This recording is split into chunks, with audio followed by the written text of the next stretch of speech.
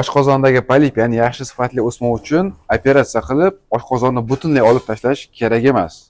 Mukarram opa bizga Osh shahridan, Qirg'izistondan keldilar. Bularda ham xuddi shunaqa muammo bo'lgan. 1 yil oldin opamizga oshqozon polipi, ya'ni yaxshi sifatli o'sma qo'yilgan, gistologik bu narsa tasdiqlangan, lekin bularga aytishganki, o'sha eskicha usulda qorinni ochib turib, butunlay oshqozonni olib tashlab yoki oshqozonni rezeksiya qilib, boshqatdan tikamiz deyishgan. Opamiz qo'rqib ketgan va natijada bu narsadan hammasini tashlab turib qochib ketganlar. Bir amallab shu 3 kun 4 kun oldin bizga shu Respublika ginekologiya markaziga murojaat qildilar, ko'rdim, o'rgandim va yaxshi sifatli bo'lganligi uchun shunchaki endoskopik usulda, ya'ni endoskopiya qilganda ko'rib turishingiz mumkin, birato'la shu oshqozondagi o'smani olib tashlash taklif qilindi. Shu narsa qilindi. Mana 2 kun bo'ldi. Hammasi yaxshi, hech qanaqa katta operatsiya ham kerak emas. Hammasi zo'r, bugun javob beryapti.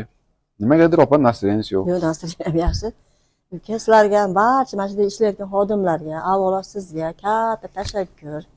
Mana men 1 yildan beri qo'rqib, qochib yuruvdim. Qochib yuruvdingiz, ha? Qochib qo'rqib yuruvdim. Shularga o'tganda, yana operatsiyadan qo'rquvdim.